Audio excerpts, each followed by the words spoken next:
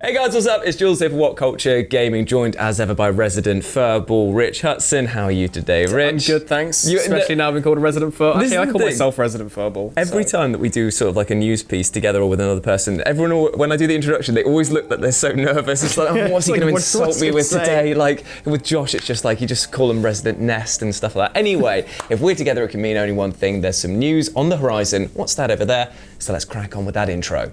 Do we actually even have a jingle? We do. Fantastic. It's time for news. Have you got the itch? I guess it's time for Jules and Rich. What the fuck? Oh, back in the room again. Right, okay, so we are talking today about a lot of tech and spec heavy stuff because hence why I'm here. There's been some sort of developments with Microsoft, Sony, their NDA, their developments on tech across consoles, what's going to be going into the consoles, and an interesting collaboration between two of the industry's biggest players. But let's start off with the Sony press conference that just happened, and which they unveiled some new specs about the new PS5. Now, Indeed.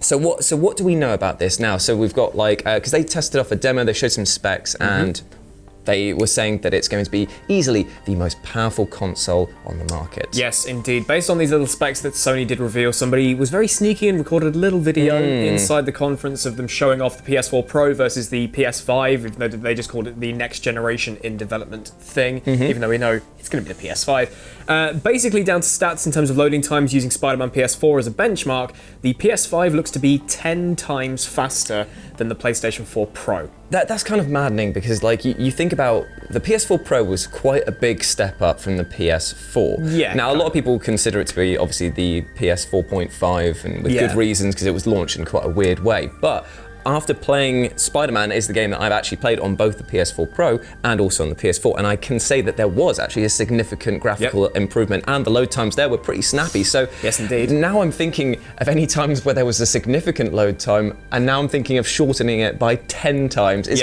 quite bizarre. The example that they used was a fast traveling or just loading into the world generally, and one of the things that the PS5 is going to bring into play is an SSD. Which if you know your PC stuff and you've used an SSD, you know how good they are, and they're finally going to jump on that with the next generation of consoles, and that paired with all of this AMD Ryzen stuff, which is going to be their new CPU, GPU stuff, and lots of other lovely specs. Loading into Spider-Man PS4 on the PS4 Pro took 8 seconds. On the PS5, it took 0.8 seconds. Which is just mind-blowing. The other little thing they showed off was that they did a fly-through of Manhattan. And the PS4 Pro, when it got so far, it was having to freeze, load up the geometry, load in the lighting, and then continue moving. The PS5, you could pretty much go from one end of the map to the other in one go, and everything would just load like it was buttery smooth. Now, there's an interesting thing. I don't know if you've ever watched the sort of behind the scenes documentary stuff on how Horizon Zero Dawn was made and how they had to develop very clever sort of ways of loading in the geometry around based on where you're looking. Where are you looking? Now, I'm wondering if this sort of massive increase in tech, because you've got to think about it, if it is effectively 10 times more powerful in certain areas, then you might not have to put those limitations on developers. You can just load the world in and there we go. Yeah. Potentially, and that would also mean, therefore, that more detail, more textures can be added to the sort of relevant areas because they won't have to be snap loaded in so quickly, because we all know what happens when you sometimes come into an area that's kind of loading its base textures and then loads textures on top. You get that sort of weird muddy look. Yeah. We might actually be in a space where that might be done away with. Yep. Or even then they can use that power to continue the sort of field of view loading, but that field of view loading will be even quicker than before. Yeah. I mean, it's kind of it's so exciting whenever you get sort of big tech bursts like this, because you kind of fool yourself into thinking that it's just going to be the same or it's going to only gradually get better. But when you look back at things like the jump between the PS1 and the PS2, that was mind-blowing. At that point in time, I thought the graphics were never going to get better. How wrong I was. Yeah. But speaking about things that are getting better, let's talk about the fact that the conference that came out with all of this sort of PS5 news wasn't the biggest shock thing to come out involving Sony. Nope. Because it turns out that they're going to be teaming up with none other than Microsoft in order to sort of work together on cloud-based technology to make sure that both of their consoles are future-proofed and as accessible to everyone as they possibly can be. Yeah, basically a couple of weeks ago, you might remember Google did their big Google I.O. conference, and they revealed Google Stadia, which was their cloud streaming stuff, which people still aren't really sure about, the whole idea about streaming, games, etc. That's a conversation for another time. Yeah. But the rest of the industry have looked at Google because of obviously Google's dominance across the internet, etc., etc. They know that this is something they can't just brush off like they have with every other streaming service. So Microsoft have been playing with Azure, I think they call it, Azure cloud tech for a while now. Hence why the Game Pass stuff worked initially relatively well versus PlayStation Now. But now Sony and Microsoft are teaming up to use this cloud service to power both of their systems in the future and take on Google and Amazon's upcoming game service to make sure that Xbox and PlayStation, basically the way we know how to play games, stays on top. Even though they're going to introduce their own cloud service, they just don't want Google to become the next big one. It's quite an interesting one because obviously when you look back, you obviously had like Nintendo versus Sega as being one of the biggest rivals here, and now obviously Sony versus Microsoft was another huge one, and now it seems that they're both combining their powers to take on Google, which has become kind of a shadowy rising figure because a lot of people still are very unclear on what Stadia is going to be, but one of the biggest selling points that they pushed for this potential console or streaming service is the fact that you could be watching something on YouTube and think, oh, I want to play that game. I click a button and it instantly plays it. Now that is going to take a lot of technology and infrastructure to build, but they do have the money and the tech behind them. So it's kind of understandable in a very weird way why two of the giants of the gaming industry are maybe getting a bit scared by this. Absolutely, but that's why Sony have gone to Microsoft, because rather than saying, oh, we can try and do it ourselves, Microsoft have been working on this system for a long time now. Sony haven't. So it makes sense that Sony aren't just going to go, oh, okay, let's just not bother, because they will be left in the dust if they do. And the best way for them to do it is to go to Microsoft. I mean, the thing is, when you look over the last year or two, this whole console war is becoming a lot less present. I mean, the inroads for this potential collaboration happening were set back in September last year when Sony finally allowed crossplay for Fortnite with everyone else, and that was the door opening for Sony to go, okay, maybe we don't need to stand on an island and put our fingers in our ears. Let's actually open up our brand and open up just gaming in general, and that has led to basically what was a console war potentially being a stronger sort of, like I said, the OG platform of gaming, and now they're going to use each other's strengths to put themselves atop of a new threat, which is Google. It's interesting as well because you've got to look sort of beyond the sort of threat of Google. If say that it comes and it goes, what that means for the two sort of big players, because they obviously have their own strengths and weaknesses. Microsoft definitely has the tech strength because of obviously all of its infrastructure and PCs and that all sort of like the operating system and stuff like that.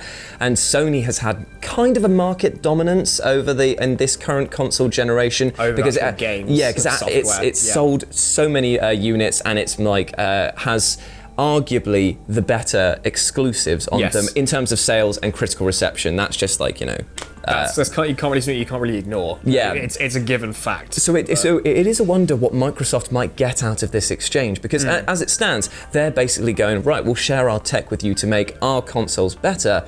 But there might be something on the horizon, as in some cross collaborations between games. Maybe some exclusives might shift over there. We might even see them working on a new game together or something like that. Maybe we'll see past Sony exclusives become like ported versions to the Xbox. That might happen. Like I said, the industry's starting to open up a bit more. They've got to get something out of this. Microsoft aren't just going to open their doors to Sony and go, okay, we'll help you out, and then just not get anything in return. But honestly, that is a good thing. Definitely. The grand scheme of things, if you want to be a fanboy and say, oh, Xbox for days or PlayStation for days, I don't want them playing my PS4 exclusives. In the grand scheme of things, that is a good thing that's happening. Definitely breaking down the barriers and basically making sure that the gaming industry as a whole is made better as a result. However, that's not to say that Microsoft and Sony are potentially the good guys, though, because if this streaming service does take off, then it might completely change the landscape as we know it, and they might be the old dinosaurs. Who knows? But we'll obviously update you as and when we get more technology and news info. And speaking of technology and new stuff, let's just talk about the hair. Let's talk about some hair. Now, this is the thing. Rich's hair is lovely. I would like to see it modelled exactly and in such fidelity as it is here, because obviously I have none myself. But luckily it looks like the EA are going the sort of route to make that a reality. In a very strange sort of reveal over the last couple of days, EA and DICE have turned around. Obviously EA's engine is Frostbite, which they've now said, if you remember a couple of weeks ago, they said, we're going to make everyone at EA, everyone under EA used Frostbite, which was made as a first-person shooter engine and is now running things like FIFA and The Sims and stuff like that. It's a bit strange. Anyway, they revealed some stuff showing off hair physics, which is, when you think, hair physics? I mean, hair in games isn't very easy to do. No, but not at all. They've revealed some new footage of an updated Frostbite engine, or Frostbite running on a newer next-gen system, and how good hair moves with physics, with lighting, and all this sort of thing. Yes, it seems a bit weird to think, hey, here's next-gen. It's hair. But like, when you actually look at it from a technical perspective, it's actually quite spectacular. It's the hardest thing to model on a character, so you might as well show that the hardest thing first. Because a lot of people are going like, well, what's this doing? It's like, what it's actually doing is showing that there are countless separate, like interacting strands of physical data that have to sort of move against each other.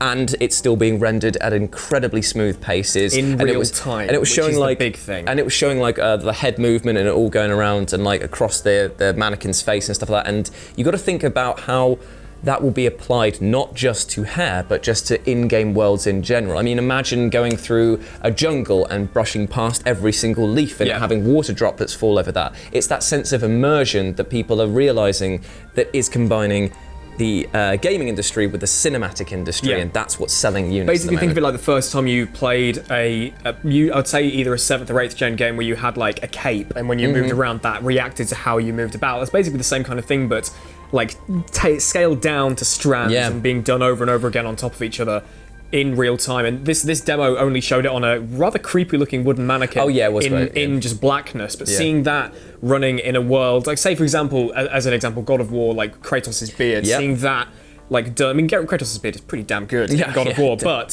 seeing it done like as if it was right there and you could actually interact with it and do stuff with it, it's quite a leap forward. And it's hair, but it's a good step to see. Well, there's a load of people that are saying that it's got AR potential as well, because it's going to be sort of like how you interact with bodies, and if they can do that with the motion of hair, then maybe it'll be like the motion of fingers and stuff like that, which means that you'd be able to do sort of more VR and AR experiences even better. So again, EA is pushing the boundaries of what it can do, bizarrely just through the medium of hair. And finally, we go on to talk about the Sony, you've written here, I'm going to read it out because I can't read it from here, Sony's first-party studios growth. Yes. You want to explain what that is? Because I don't actually know this bit. You might have seen the other day we did a news piece, and we did a news piece.